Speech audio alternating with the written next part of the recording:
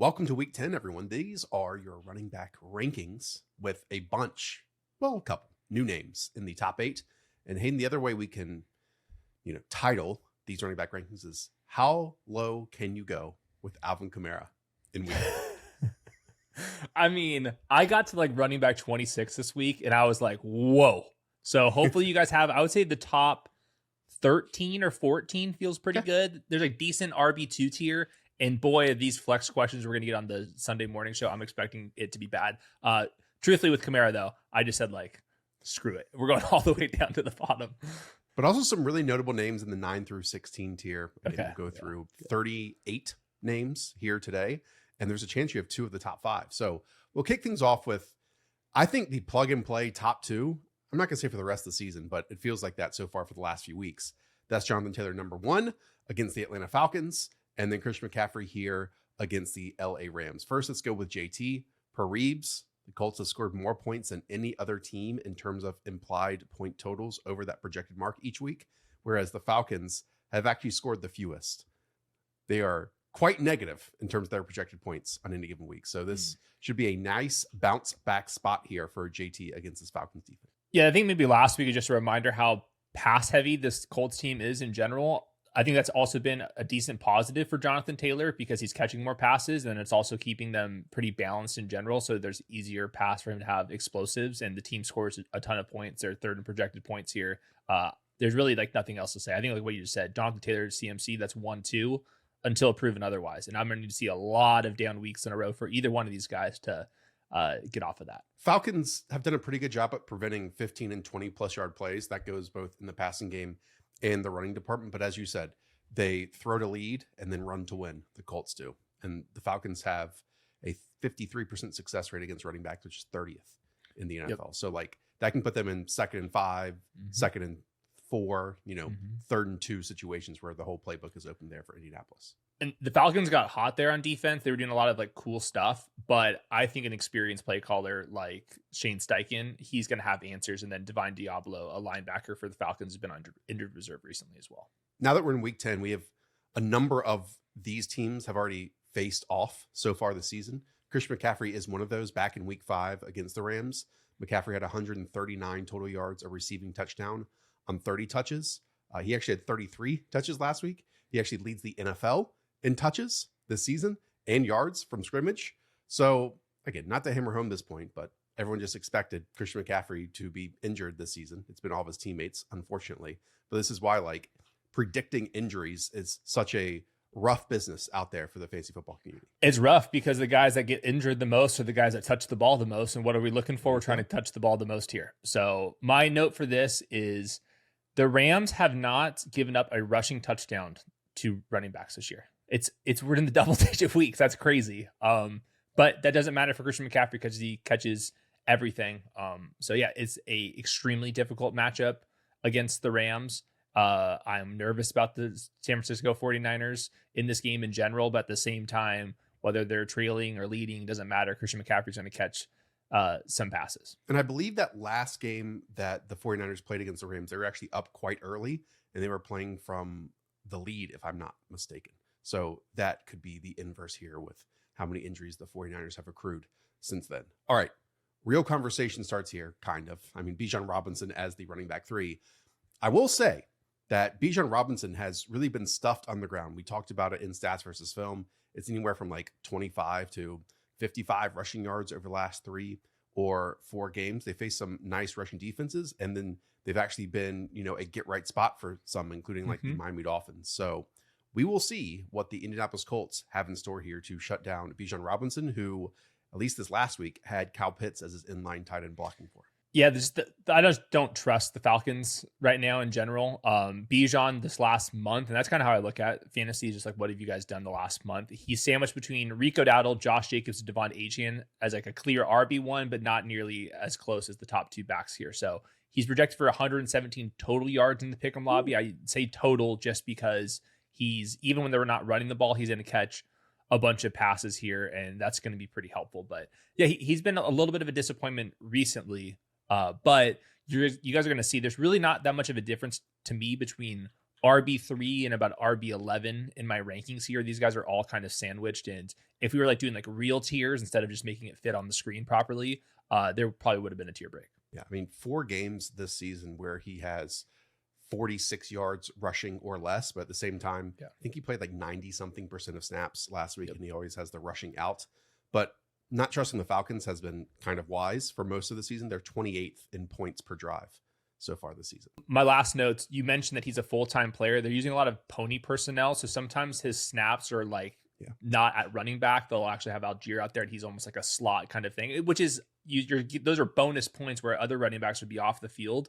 And then secondly to that, Colts are the best defense in avoiding missed tackles on running back carries. So they're just not getting dragged to the ground or bouncing off guys. Obviously, Bijan Robinson is a difficult test for them, but I did find that pretty impressive. And it's another reason why the Colts are winning all these games. Yeah, I think his first 2 carries this past week were in that pony personnel look where he kind of motioned in and orbited around and got the handoff and stuff. So maybe they felt, hey, we got stuffed by the Dolphins.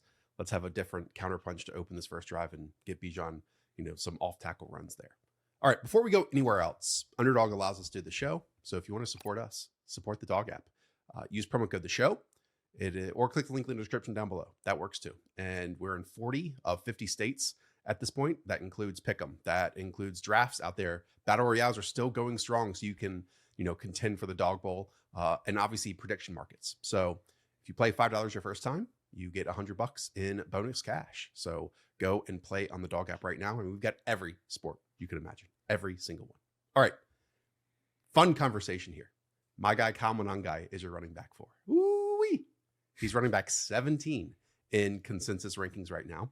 This is against the down bad New York Giants. Now, Hayden, this is with in mind DeAndre Swift possibly and likely not playing. This ranking is if he's not playing. Now, he did return, just as we're recording this, to practice on a limited basis. But Ben Johnson, in his comments prior to last week's game, basically said, I have to keep DeAndre Swift from himself. I need to give him a bit of rest. We'll see if that lingers over into week 10. And if it does, Monangai is a smash spot here. Yep, I'll have to update this once we get the DeAndre Swift groin injury finalized. This obviously assumes he is out, but this team's just been running the ball extremely well. Last week was like the peak of that because of matchup reasons. But the good news for whether it's DeAndre Swift, Monangai, or both, and I think it probably would be both if Swift does play, is the Giants are just getting absolutely killed. It doesn't matter like what metric I look at. Second worst against fantasy running backs. They've allowed the most rushing EPA by a mile, and the worst yards per carry to running backs. I can't explain it because they have a strong defensive line. It just hasn't mattered. And I think that Ben Johnson's been like really, really leaning into the outside zone and a lot of pivots off of it. They're using Darnell Wright in awesome ways. They're getting buy-in from their tight ends and from their wide receivers. I think that Colson Loveland's a better blocker than Cole Kmet at the margins too. So I love everything about the Chicago's offense right now. I think it's fairly underrated right now, and they're projected for 25.5 points. So it really just comes down to, is Swift healthy or not? But I even think if both of them were out there, they would both be top 20 running backs to me. You'll see a couple pairings in the top 20 or top 24 this week. I think the Bears have an excellent chance of kind of like leading the way at the running back position. Just to reiterate what you said, Giants are allowing a league high 5.9 yards per carry to running backs. Bears have rushed for 145 plus yards in 3 of their last 4 games since the bye week. And look, these stats can kind of be fuzzy and they're not 100% accurate. Let's put it that way. But he did rush Monangai for a league high 59 yards over expectation in week 9. And you saw it out there. Like, he was given the second level often, but then he was kind of bouncing off the linebackers and safeties. Yeah, Darnell Wright is moving people. Benedette from British Columbia at left tackle is much better as a run blocker than he is a pass protector. And as a run blocker, he literally took a defender into the Gatorade stand on the sideline. They weaponize him on these sweeps and tosses. And like you said, cracking down, Olamide Zaccheaus is blocking someone 80 pounds heavier than him. Yeah. And then they're able to get to the outside. So Monangai is an inside runner and he's an outside runner in this system. Yeah. I want him to start this week and I want him to totally smash. we need rushing yards over expected again, just to account for, the Cincinnati Bengals, because their tackling is just egregious right now. But same thing with New York. So it's just a great spot for either one of Swift and Monangai. Remember, before he missed, it was a near 50-50 split in terms of snaps. Yep. I'm expecting that to be the case where DeAndre Swift would be the starter. They're going to kind of rotate around, and as DeAndre Swift gets back to full health with that groin injury, they're going to kind of test both of these guys. I think both of them are largely playing pretty well, and I think that's a lot of it's just about Ben Johnson and the buy-in from the offensive line investments. This is why we watch the preseason. This is why we invest during that time, because Monangai was a 7th round pick. Then you watch him in the preseason and you say, oh, he has something to his game. He runs tough. He's a bear to tackle, literally. And he was rough in pass protection. But guess what? That has improved literally every single week. So cool player, fun player in an offense that really has turned the corner since the bye in terms of their running game. Also a very fun player is your running back 5. This is Rico Dowdle against the New Orleans Saints. You might have gotten a news alert that he missed practice on Wednesday with a quad injury. It's just a rest day. And Dave Canales says he could be back at practice on Thursday, and he expects him is going to rely on him on Sunday against this rough Saints defense. Really rough. The last 3 games for the Saints, they've allowed 158 rushing yards to running backs. Last year, Chuba Hubbard had 2 rushing scores against the Saints. So yeah, even Chuba Hubbard played really well. So what does that mean for Rico Dowdle here? Yeah, he went crazy last week in the most difficult matchup that we can possibly have dreamed about. This week against the Saints, the Panthers are now 14th in projected points at about a league average, 22.5 points as a team. So I'm viewing it as a maintenance day. You did note, though, in the recap that Rico Dowdle was playing through that quad injury. So I think it's a real injury that they're just going to battle through. They really need him. So if we don't get in a full practice by Friday, I might drop him down a couple spots, but we know what the upside is with Rico Dowdle. He finishes the RB1, right, and their only kind of downside case at this point would just be if he got injured, because it doesn't matter the game script. They'll catch passes. They want to be really run heavy for as long as they can. And this is a game where they should be in control. Yeah, it's the first time the Panthers have been favored this season. They're at home here, and in his 3 starts, he's run for over 200 yards. I mean, it's wild. So easy. Now, on a carry per carry basis, the Saints defense is not terrible.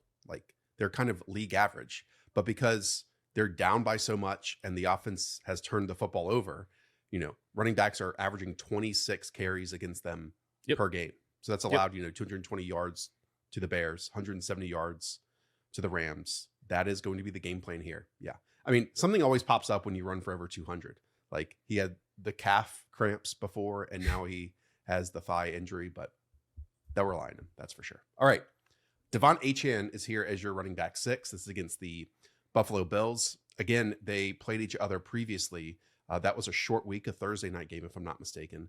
And Achane had 91 yards in that contest. What are you expecting for him here at home? That's pretty close to the total yards in the pick'em lobby. It's at 97.5 for Achane. He's just been a total stud. So I'm looking at the games without Tyreek Hill, because I think without Tyreek Hill, that's good news for him. He had the one game where you're in Cleveland and it doesn't go well. There's weather. If you remove that game from the sample, he's averaging 18.5 half PPR points in the 4 other games without Tyreek Hill. This week, you get the Bills, who are without, I think, most likely both of their defensive tackles, for sure Ed Oliver. The Bills have been second worst against preventing rushing touchdowns to running backs as well. And they're allowing the 3rd most missed tackles per running back carry. When I ever watched the Bills, and they obviously had a great game last week against Mahomes, they still feel a little bit slow, and they got good corners. They got now two of them. I think they're weakest at kind of the swing passes and all the outside runs that Achane is so good at. So if I'm game planning for this, I'm adding even more Achane to this. So he's a locked in elite RB1 right now. Bills have also allowed 10 rushing touchdowns to running backs so far this season, which is 31st in the NFL. Yeah, I mean, the Bills defense looked fast last week. In many other games this season, they've kind of looked slow. So, Mike McDaniel can try to weaponize Achane on the edges. That is for sure. All right. Derrick Henry is your running back 7. This is at the Minnesota Vikings. Was the Vikings run defense in week 9 a positive blip? or something that we should, focus in on and believe in them moving forward, just like, they were one of the best run defenses in the league in 2024. I think where they've been on average, which is 16th in yards per carry to running backs, is kind of how I'm viewing the Vikings. I think they've played at both extremes, but I think just evening all that stuff out is probably best. They have allowed 4 running backs to reach at least 99 rushing yards. That's Bijan, but it's also Kenneth Gainwell, Quinshon Judkins, and Kimani Vidal. So do I think that Derrick Henry could have like 100 plus rushing yards here? I definitely think that's possible. Ravens projected for 26.5 points. Derrick Henry this month is RB2 in usage. That's despite only having Lamar Jackson out for one of those games as well. And I also think what they did against the Lions last week with Jared Goff and having like 2 linebackers up in the A gap, I don't think you can necessarily do that against Lamar Jackson just because you have like the zone read element. So I think that it's a little bit harder to do that defense against Lamar Jackson, but Brian Flores always makes me like a little bit nervous. So I think it's a good spot for Derrick Henry. The team total's really high up, and whenever they're scoring 25, 35 points, Derrick Henry on the Ravens has been a top 5 running back. And he's had 3 games in a row of 20 plus touches. Very helpful. And Patrick Ricard is back in town. Yeah, that's big. Ricard has been such a big part of Todd Monken and this offense. And, that might be a meme or a joke to some people, but think of how heavy the NFL is going right now with their personnel. Todd Monken was a bit ahead of that with, the 3 tight ends plus Patrick Ricard on the Ravens offense.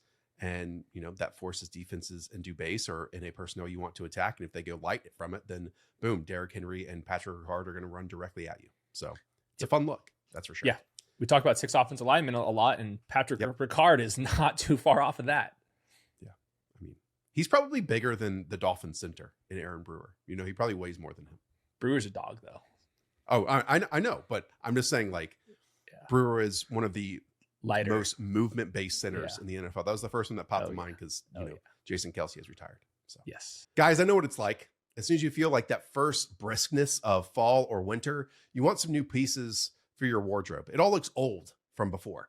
For me, peak attire, when I'm walking my dog in the morning, it's like 55 degrees, is a sweater on top, hoodie, whatever you want, and then shorts on the bottom. And specifically, Chubby's shorts, because they are stretchy. You can get them in different lengths, all these different colors, just super comfortable on that morning stroll. Plus, there's also the NFL licensed apparel that they have. I mean, football season is here. The Chubby's collection is officially licensed by the NFL. I mean, bold polos you could have, fan-ready mesh shorts. If you just want to crash on your couch, they have something for you instead of having a jersey or a jersey that you get from other providers. And would you look at that, folks, for a limited time, our friends at Chubby's are giving our listeners 20% off with promo code The Show at chubbysshorts.com/The Show. That's a 20% off your order with promo code The Show at chubbysshorts.com/The Show. Support our show and tell them we sent you. Field your best fit with Chubby's. Okay, James Cook is the running back 8. This is at the Miami Dolphins. James Cook, though, dealing with an injury. Give us the latest here. Did not practice on Wednesday. It's a foot/ankle injury. He played through the injury against the Chiefs. He got it taped up, but did get kind of like bent backwards with his ankle kind of caught. So it wouldn't be that surprising if he was able to play through it. And then after, kind of waiting around, it's a little bit harder for him to cut. It's also a good week to get him some rest. They're 9.5-point favorites here against the Dolphins. Now, if he plays, I would love to jam him in there. Bills are projected for the most points this week. The Dolphins are third highest in yards, rushing yards allowed to running backs as well. So, yeah, we know what it is. If James Cook is out there, he's ready to go. I think maybe the more interesting conversation is like, what if he does miss? What are we going to do with Ty Johnson and Ray Davis?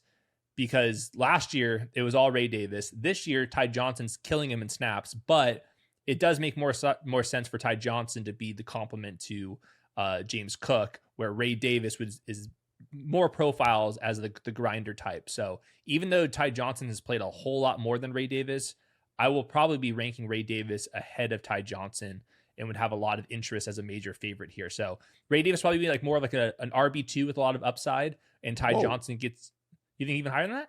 Oh, yeah. I'll take it one step further. So if James Cook is ruled out here, I think Ray Davis is an immediate top 12 running back, if not top 10 running back.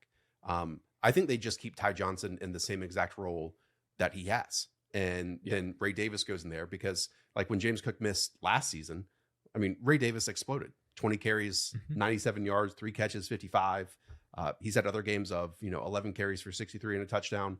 Final game of the season, 15 carries, 64, a receiving touchdown on top of that. Yeah, I mean, to me, Ray Davis is one of the best handcuff running backs in the NFL. And Ty Johnson has even stolen like the passing down work from James Cook. And so I just think he'll just continue to keep that role. And maybe we'll pop up for a few more carries than, James Cook has given up this season. But I think Ray Davis is in a total smash spot. And I would advocate for everyone out there that right now, like drop your kicker, and speculatively pick up Ray Davis because you can pick up another kicker. But if Ray Davis becomes a starter for this week in a game, like you said, they're nearly 10-point favorites, then you have a top 12, at least in my mind, running back this week. Yeah, I think I would put him as my running back 13, 14 right after Quinshon Judkins. No spoilers. Next, Josh Jacobs as your running back 9. This is against the Philadelphia Eagles. We've talked about it at length with this Packers team. Like Josh Jacobs, they run the football a lot. Oftentimes it's not as successful or as efficient.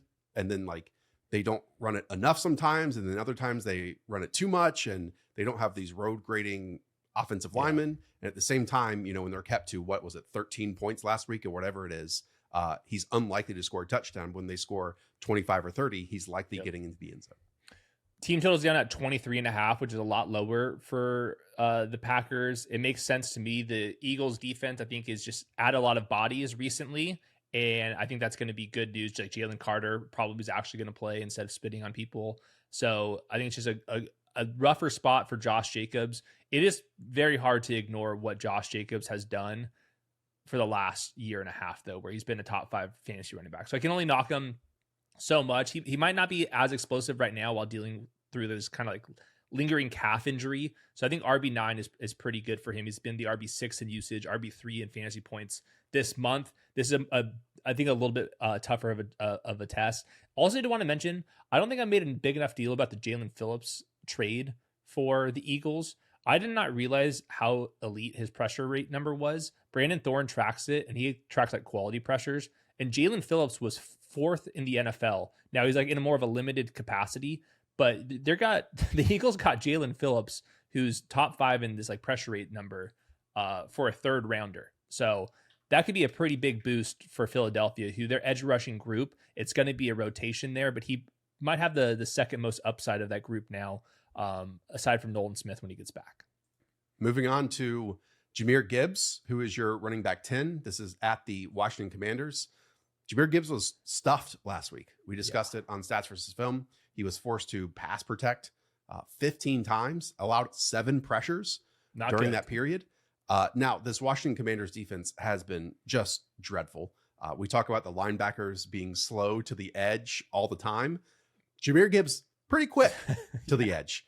Frankie Louva was set to miss this game, but he won his suspension and only has to pay I think $100,000 fine. Did I see that correctly? Maybe it was 10,000 or 100. I can't even remember.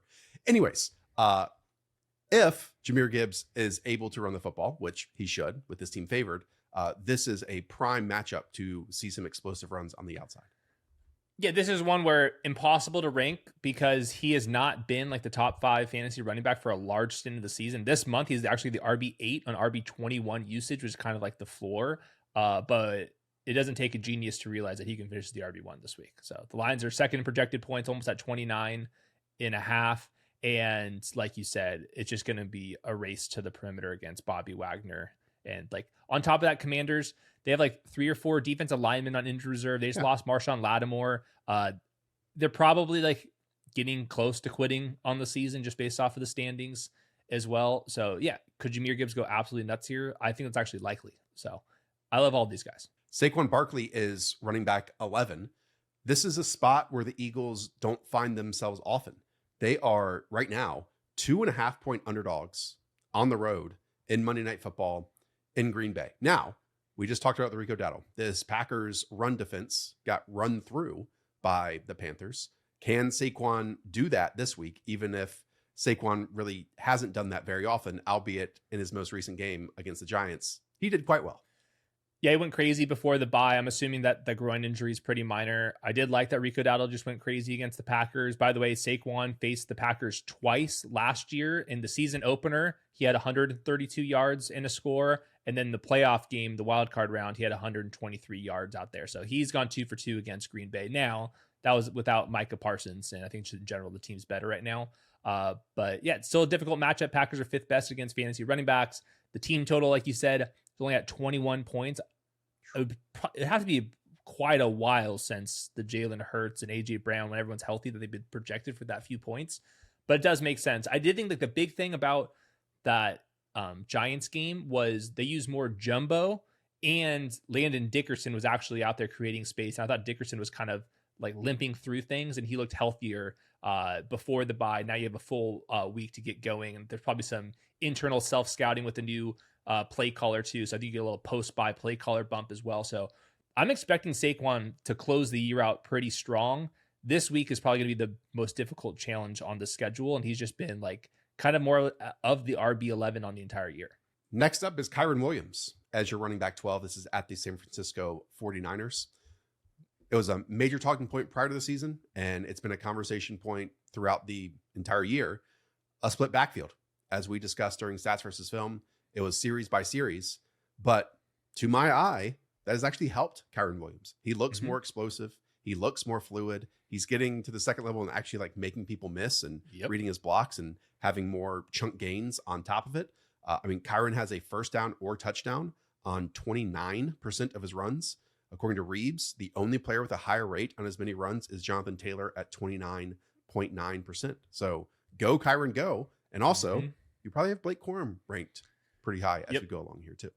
Yeah, it was a legit drive-by-drive rotation last week coming out of the bye week. And like you said, it's been working because Kyren is creating more explosives. And that's totally fine for Kyren if he's more efficient and the Rams stay as good as they are. So like this is a week where they should go crazy against the 49ers. They're 4th in projected points. So there's like room for both guys to get home. Obviously, Kyren Williams, we trust him a lot more.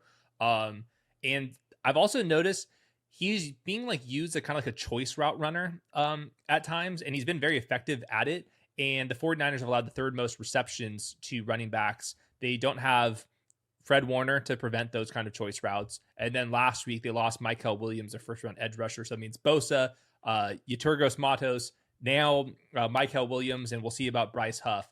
They're just completely toasted on defense right now. So I think both guys have a chance to get home. And even though he's losing snaps, because the team's so good, we really haven't seen it impact him in fantasy. Yeah, it's basically 63-37-ish when, you know, it's a positive or neutral game script. When they are losing, Kyren does play more than Blake Corum, which makes sense for Sean McVay. And they were losing the last time they faced the San Francisco 49ers. So next is Quinshon Judkins. The Browns are coming out of the bye week. There's a new play caller in Tommy Reese. They are facing the Jets here in the Toilet Bowl. One of them. We'll get many of them as the season goes along, by the way, because like the Titans play these teams and all that type of stuff. This Jets team, again, has not been a good defense this season. This Jets team has 1 win. This Jets team just traded away Quinnen Williams and Sauce Gardner. So what are you expecting Quinshon Judkins to do to them? Whatever he wants to answer that, to put some evidence behind that. On plays where Quinnen Williams was not on the field, the Jets are averaging 5.2 yards per carry against running backs. So that's a huge difference. Like that's like closer to like low 4s with Quinnen Williams on the field. So small sample size caveats, I get it. But in the 3 games where the Browns have either won and then also or narrowly lost, there's been 3 of them. He's had 18, 23, and 25 carries. I think we're going to see 18, 23, or 25 carries in this one, if not even more than that. I think Judkins is one of the best rushers in the NFL. It really just comes down to, can he be himself coming off this injury? It's this AC joint injury. Typically, you just get the Beaver tranquilizer right in there. You play through it. I'm expecting that with Quinshon Judkins. This is one of those weeks where it's more of like a boom bust, like upside RB2, where I'm fully expecting him to boom here. So I think he's a great play. Had very similar notes. I mean, in prior to their bye, Jets allowed 167 rushing yards and 2 touchdowns to the Bengals. And the Bengals had not been able to run on anyone this season. True. So hopefully Judkins' shoulder is fine and he gets rolling here. Rachaad White is your running back 14. Speaking of coming out of the bye, that's exactly what the Bucs are doing. We all hoped that meant Bucky Irving was back on the field, but so far, Hayden, that's not the case. No, I was pretty surprised by this one. He was not placed on injured reserve. His initial injury was in week 4, and there's been no news. So he doesn't. It seems like it was multiple injuries, right? Like yeah, there was an ankle thing and then a shoulder thing popped up. Yeah. And remember, his social media post was crazy. He said, quote, "I died on the cross yesterday. My eyes opened to who is here for me as a football player and who's here for me as Bucky Irving," and then goes on about it. So that was his initial post after the injury. Now it's been over a month and we haven't gotten anything. So anyways, with Rachaad White, he's been the RB 14 in usage this month without Bucky Irving. The Bucs are 8th in projected points at 25.5. It's a challenging matchup for him individually. The Patriots have been awesome. 3rd best against fantasy running backs. They're only allowing 54 rushing yards per game, which is 10 fewer yards per game than the next best defense. The Patriots are just awesome. But they are 1st in receptions allowed to running backs, and Rachaad White is very good at that. And there's really just like not many other ways to give the football around. Mike Evans not going to play. Chris Godwin also not coming back out of the bye week as well. So if they're going to score 25.5 points, how many touchdowns could we actually give to Emeka Egbuka? I think that Rachaad White, even in a pretty bad matchup, is pretty live for a good game. Yeah. Patriots run defense, we bring it up on every single one of these shows, has been excellent in terms of stuffing the run. James Cook, 49 yards. Jaylen Warren, 47 yards. Bijan, 46. Jeanty, 38. Achane, 30. But they have been allowing receiving production to a whole bunch of names, including Jaylen Warren. You know, we saw Bijan get there via receiving. I can go on and on with that aspect. So Rachaad White is mostly known for his receiving work. So that plays into his skill set, albeit for most of the season, except just before the bye. He's also been an efficient short yardage rusher. So the Bucky stuff is fascinating. I just don't understand why he wasn't placed on injured reserve if he was this injured. Yeah, there's some like weird rules with injured reserve where you can only have so many players come back from it. So I'm not tracking. I'm not tracking like if they've spent all of them or not. But that's like one of the reasons that we kind of don't know. And then sometimes like your best players, you're not going to put them on injured reserve just in case they come back early. But yeah, like we're way beyond the point that I think anybody was expecting for Bucky to be missing. Okay, the next two guys are teams facing off against each other. You have Jaylen Warren as running back 15 and Kimani Vidal as running back 16. We'll start with Warren here. What do you want to add about his matchup against the Chargers defense? I feel like I say this every week about Jaylen Warren, but there is just like a consistency and like a lack of positive or negative notes in his profile. So this month he's the RB 16 on RB 19 usage. The Steelers project for about a league average 21.5 points this week. The Chargers are 14th against fantasy running backs. He's not playing all the snaps, but he's playing a whole lot of them. He's still getting the goal line carries. Pick'em lobby wise at 75.5 total yards. Is there not like a more straightforward fantasy running back to you right now? Like I don't even know what else you can say positively or negatively about him. He just seems like your vanilla ice cream cone RB2. There it is. Well, unfortunately, we were hoping Kimani Vidal was the epitome of consistency, ranked him as such. And then last week he pops up as the running back 44. Rug pull. So you're expecting to bounce back. I mean, again, this is kind of a period where we're going to talk about a lot of these running backs that have ups and downs for them. But, you know, he's ahead of many highly drafted running backs here. So why are you anticipating Kimani Vidal against the Steelers defense that did really well last week against the Colts? So last couple weeks, they held Josh Jacobs to 33 rushing yards and then Jonathan Taylor to 45 rushing yards. So their run defense has been better than their pass defense where they've been cooked for a lot of it. I still think they're going to pass the ball a ton here. There's nothing about this matchup that I'm loving about Kimani Vidal, but also last week, nothing really changed about his usage either. So he's still just like a mini bell cow and there's like nobody that's like out there trying to steal his work. It's like Jarrett Patterson and freaking Nyheim Hines right now. So the Chargers are projected for the 10th most points on the week. He can catch passes. He's not going to be phased out of the game and he's still the goal line back. It makes me nervous that you don't have Joe Alt. And last week I watched Highsmith and TJ Watt get to the quarterback with strip sacks. So I'm guessing the Chargers game plan here is just going to be a bunch of quick passes to Ladd McConkey and to Keenan and to our boy Rondé Gadsden. But maybe that also includes Kimani Vidal getting out in space. So like not expecting RB1 usage, but he's going to have 75% of the snaps on a team that on an offense is expected to do well. That's pretty good for this week. All I'm hearing is this is the Trevor Penning bump from you. I mean, Trevor Penning, he can create some lanes until the personal foul comes, and then until they get into pass protection. I don't even know what position he's playing. 17 is Ashton Jeanty here. This is at the Denver Broncos on the road. Despite the poor blocking up front, Ashton Jeanty is 11th of 44 running backs in terms of backfield players that have 50 plus carries this season in yards after contact per attempt. He's also, since week 5, 8th among running backs with 113 receiving yards. He is going to need to do both of those things against this Denver Broncos defense. Tons of notes on this one, so bear with me. Last week, Jeanty played 91% of the snaps here. He had 5 targets on them. And then I also looked neutral pass rate wise. It was the highest neutral pass rate of the season against Jacksonville. So he's going to catch more passes than general. He also needs to do that because they're not going to be able to run on the Broncos. The Raiders are dead last in projected points, under 17 points. That's like Tennessee Titans level stuff. And then the Broncos have also allowed the fewest running back receptions. And there's a reason for that. One, it's a good defense, but also they play a lot of man coverage. And when you play man coverage, you don't throw the ball to your running backs very often. And when you have elite pass rushers, you don't have time to the check down. So he's going to play a lot of snaps, but he needs them. You're done? Back to you. Cool. All right. Next, Travis Etienne, running back 18 at the Houston Texans. His last rushing touchdown was back in week 4.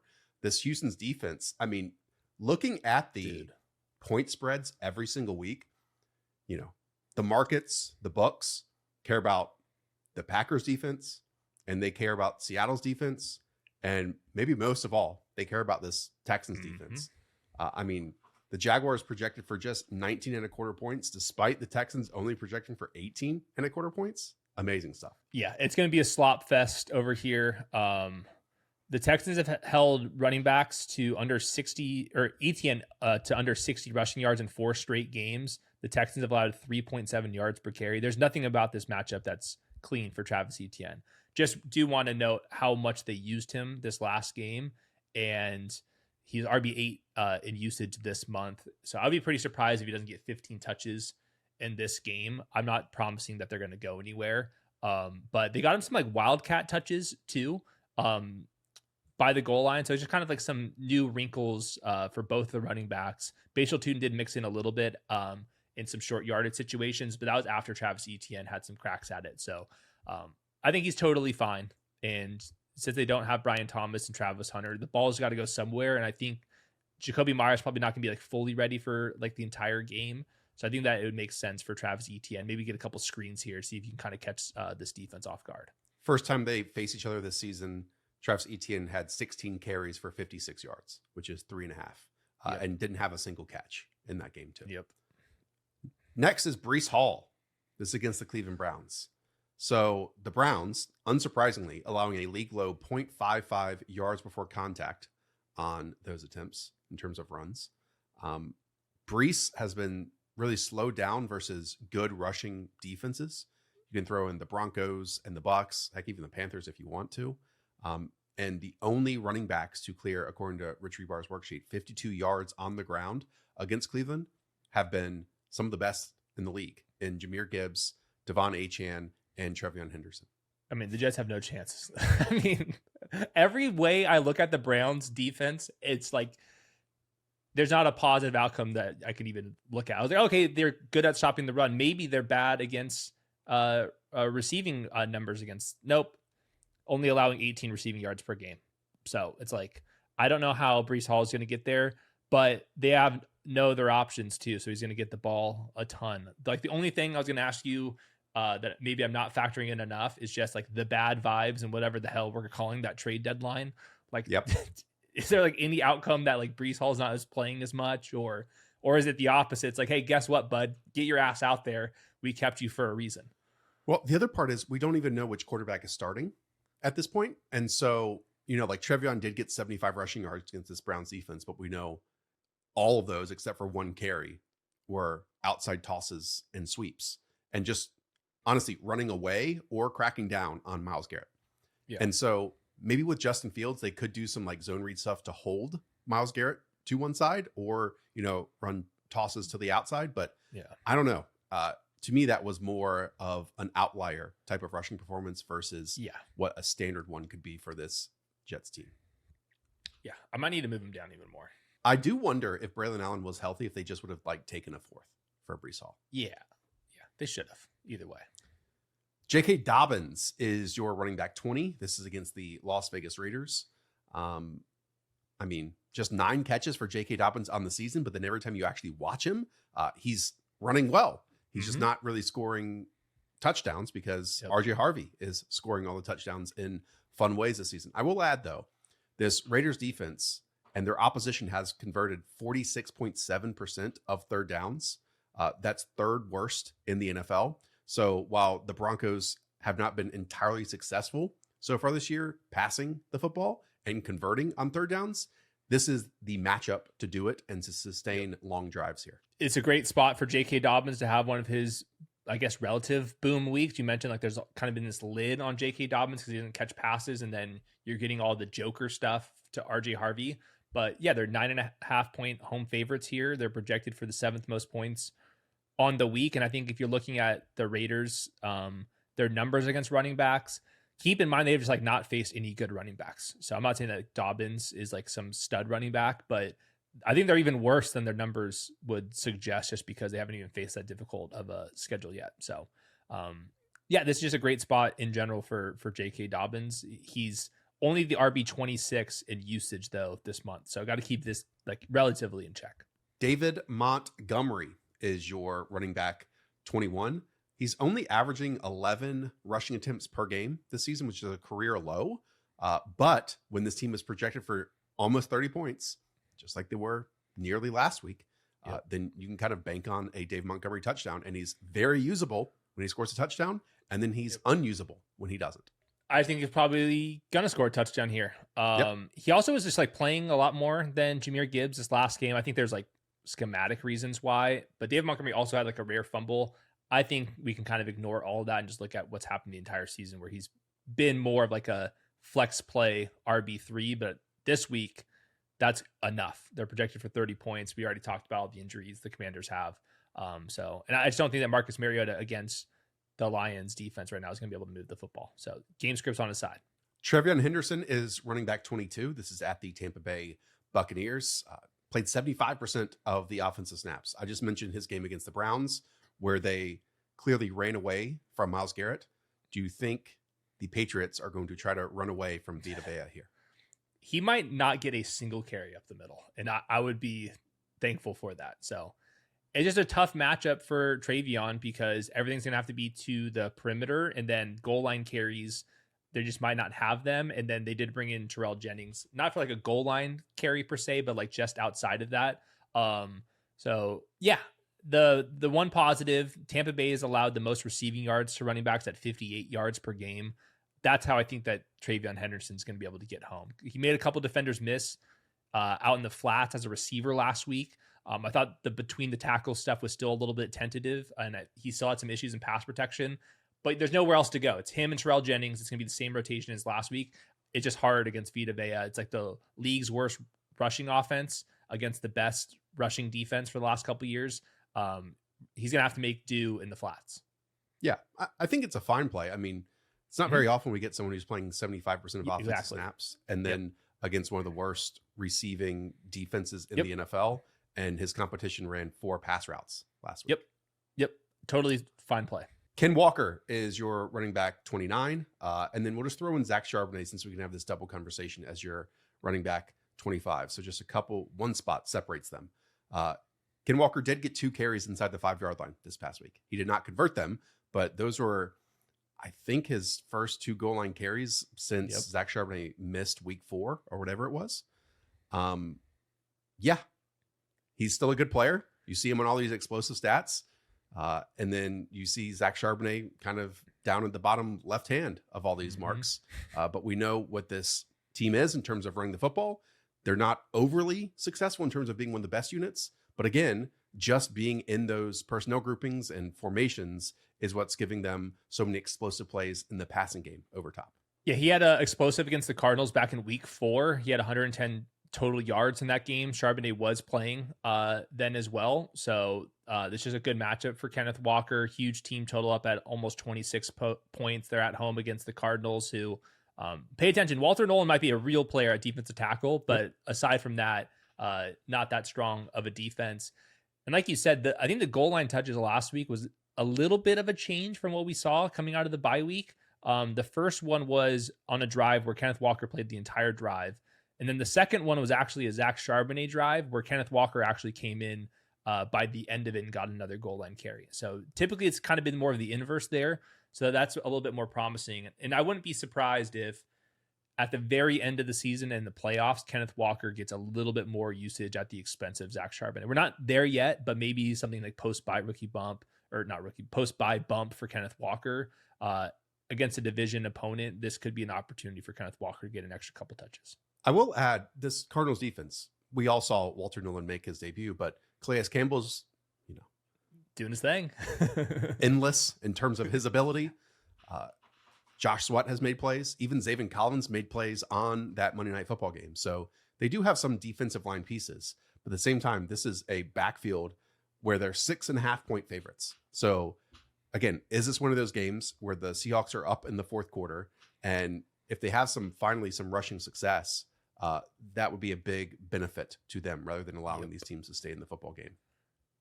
Yep. Good teams, I should say. And I don't know if I would call the Cardinals a good team. I won't. Aaron Jones, sandwich between them as your running back 24. This is against the Baltimore Ravens. He exited this past game, but based on this ranking and him being here, you expect him to play this week. Yeah, he had like 12 of the first 15 touches last game before exiting, and then it was Jordan Mason from there. And that was pretty much what happened back on that Thursday Night Football game against the Chargers, where he was coming back from injured reserve on a short week and was still playing ahead of Jordan Mason. So I'm a little bit nervous just because of the injury, and Aaron Jones is always dealing with something. But I think he's going to get a pain injection and will play through here. And I still don't know if it's going to be Jordan Mason or Aaron Jones at the goal line. Like, they brought in Jordan Mason for a reason. So like, he could be the lead back and getting touches, but not like the high quality touches. And then you just never know with the offense right now with an inexperienced quarterback. So he's fine. I would say he's a flex. Woody Marks, your running back 26. He is the first of the Texans backs here.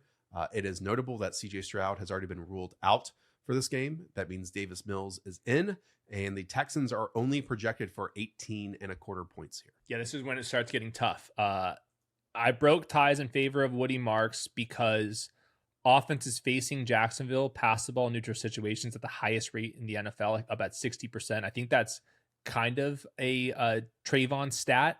So that kind of plays more to Woody Marks than Nick Chubb. I just think Woody Marks might be a little bit better than Nick Chubb. I don't think Woody Marks is even good though, but if they're going to be trailing, I think that he might catch a couple passes here and there, but I'm not expecting a whole lot from Woody Marks. It's been a fairly even backfield for the last month. I think Woody Marks is decently talented, but we all have a different thing. There was also a computer-generated player in British Brooks who got 2 goal line carries for the Texans last week and scored a touchdown on him. Yeah. That's not fun. Who knows who that guy is? British Brooks, Britton Brooks. I have no idea what his name is. Okay. Bill Croskey-Merritt versus the Detroit Lions. He only has 1 run of 10-plus yards over his last 51 carries in the last 4 games. And honestly, if the team is worse, he'll be worse because there are fewer scoring opportunities here. And they've been worse this year, and they're going to be worse with Marcus Mariota in too.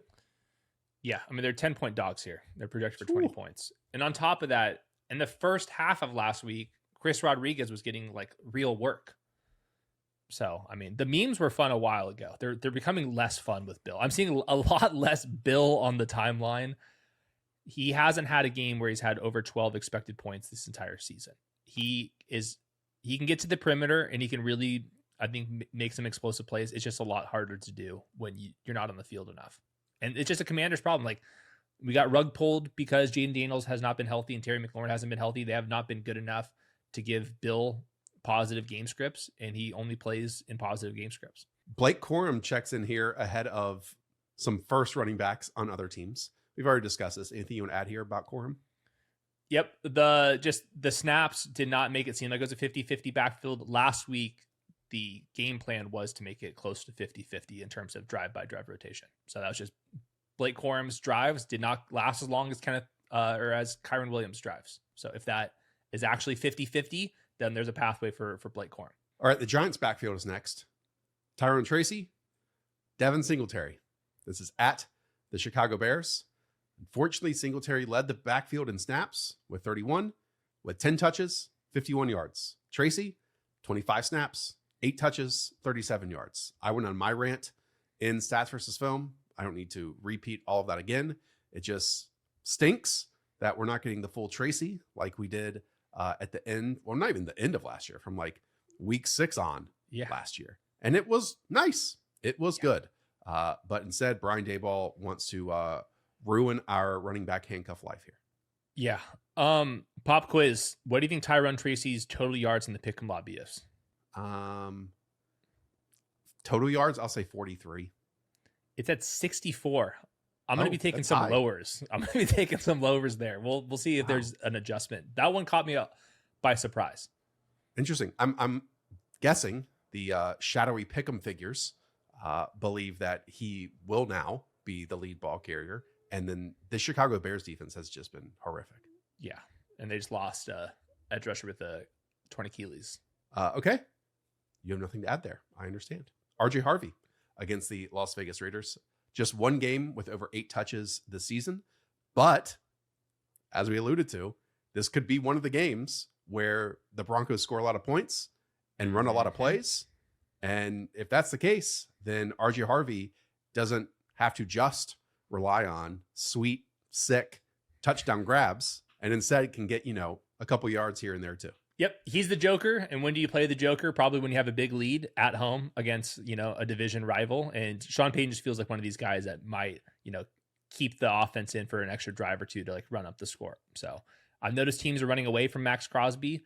And I think that's where RG Harvey's going to come into play. I don't trust their linebackers and safeties with Las Vegas. I think this is a Joker potential week. Now, he's only the RB 43 in usage this month, so we can only have so much fun before the game start. But once we get to halftime, there could be some fun moments.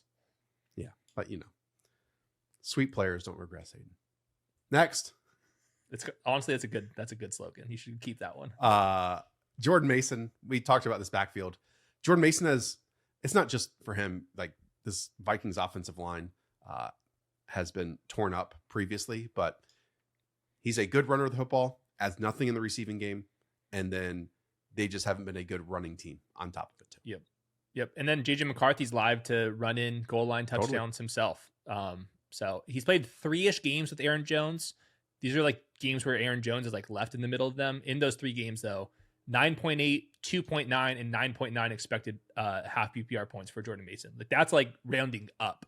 I think he's going to be closer to 7 points per game now versus some of the wide receivers you guys mentioned. I still might say Jordan Mason, but I'm also worried about, Ravens defense that's actually healthy against an inexperienced quarterback, and the Ravens could do some funky stuff on defense. So we'll see. Nick Chubb is next. And then after that, it is the Cardinals backfield. So we have Emari Demercado ranking ahead of Bam Knight. Again, a split backfield versus Seattle's defense is a recipe for disaster. Yeah. And we can't get this backfield right either. At least I can't. So it keeps going back and forth. Bam Knight got the lone goal line touch, did not score a touchdown. Emari Demercado played more, and then Michael Carter was completely erased from it. But like you said, it's the Seahawks, second best yards per carry to running backs, and that defense is only getting better, in my opinion. So you can roll the dice, but it's not going to be fun. There are, by the way, Jonah Williams has been absolutely atrocious on the right side, and then they tried the 6 offensive lineman thing, and they were even worse with that. Their former starting tackle, I can't remember his name, it's slipping my mind right now. He was just allowing pressure after pressure, despite being a 6th offensive lineman in there. There have been weeks where we suggested Tyler Algier could be a viable option. Those were weeks when the Falcons were projected for, 26 or 27 points. It's only 21 points, so just not worth it. Bashal Tutin, we've discussed him. And then, if you've been waiting this entire video to see where Alvin Kamara ranks, he's running back 38 for you at the Carolina Panthers. Even without Kendre Miller this year, he's played 51% and 58% of the offensive snaps. The sunset is in the distance, and he is just slowly making his way to it right now. He threatened the team. Like, if you trade me, I'm going to Cabo, so we'll see. Just to add to the fire, Eric McCoy, the center, is just injured reserve. They traded away, maybe addition by subtraction, but they traded away another guard. And then Talisi Fuaga, the right tackle, ankle injury. He's now out, and that was not the case before. So he's had 4.8 and 5.5 expected points with Tyler Shuck out there. You have only 2 of 5 starters on the offensive line, and one of them's a rookie left tackle, and then Cesar Ruiz is whatever. They're projected for 17 points. So I don't know what else to say. If I was adding more names, I think I probably could add a couple more names above Alvin Kamara. But good news is the people that drafted Alvin Kamara, they're studying for fantasy baseball. They're on to better things. According to Reeves' worksheet, he has not had a touch inside of the 5-yard line since week 1 of this season. Yeah. And I didn't even mention Taysom Hill, which we're going to see some bullshit if they get down there, and they're not. All right. That does it. There's your running back rankings. We have more shows, an episode Thursday, an episode Friday, and an episode on Saturday. So be sure to lock in, hit that subscribe button, leave a thumbs up, and we'll see you on those.